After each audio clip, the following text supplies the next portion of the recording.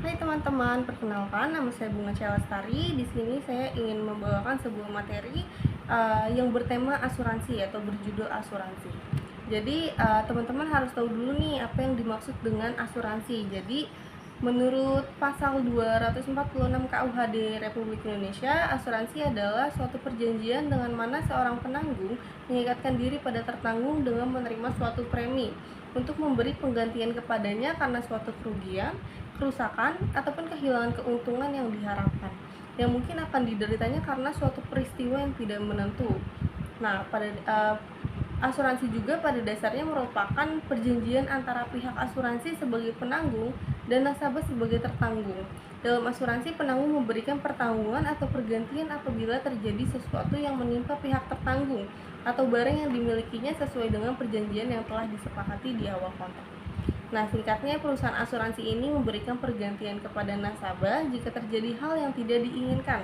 Sementara itu, nasabah sebagai tertanggung juga harus melaksanakan kewajibannya, yakni membayarkan iuran premi asuransi sesuai perjanjian.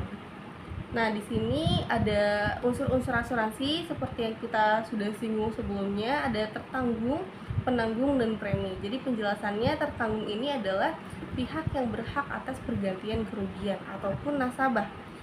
Lalu di sini ada penanggung, yaitu pihak yang bersedia mengganti kerugian. Lalu ada premi, yaitu pembayaran yang diterima penanggung. Maksudnya, jadi pembayaran yang diterima oleh pihak perusahaan asuransinya dari nasabah. Lalu ada polis, yaitu kontrak asuransi. Lalu ada exposure, yaitu kerugian yang dihadapi. Dan yang terakhir ada claim atau kewajiban penanggung untuk membayar ganti rugi jika tertanggung mengalami resiko kerugian yang dijamin dalam polis asuransi. Lalu di sini ada tujuan dari asuransi. Jadi ada beberapa tujuan asuransi. Yang pertama di sini ada melindungi kehidupan dan proteksi aset. Jadi ketika terjadi resiko seperti masuk rumah sakit, tidak jarang kehidupan dan aset menjadi korban karena untuk membayar biaya dari rumah sakit itu. Jadi asuransi ini bisa melindungi kehidupan dan aset yang dimiliki oleh nasabah pada saat hal tersebut terjadi. Jadi nasabah nggak perlu mengorbankan aset karena perusahaan asuransi sudah menanggung biaya dari kejadian tersebut. Jadi semuanya sudah ditanggung, biaya rumah sakit, biaya obat, sama pihak asuransi ini. Lalu yang kedua, tujuannya mengurangi dampak kerugian akibat kejadian tak terduga. Jadi kejadian tidak terduga kan selalu mengakibatkan resiko ya, terutama dari segi finansial.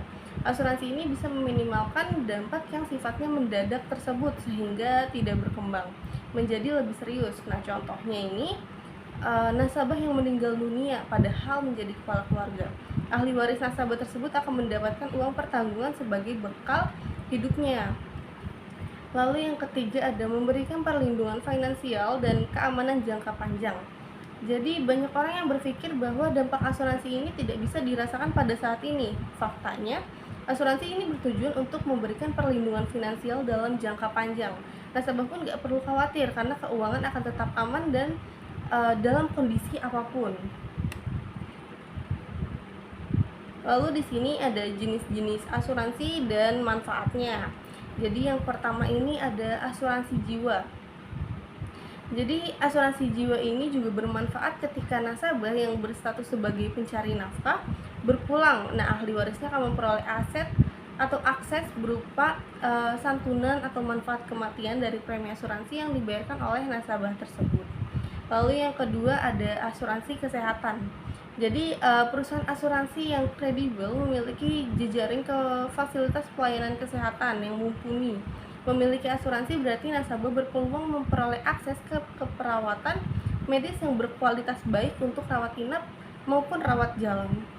Lalu di sini ada asuransi pendidikan. Biaya pendidikan yang tinggi dan selalu meningkat tentu menjadi kekhawatiran bagi orang tua. Solusinya mereka bisa membuka asuransi untuk menyediakan rencana perlindungan dana pendidikan bagi anaknya nanti. Lalu ada asuransi kendaraan.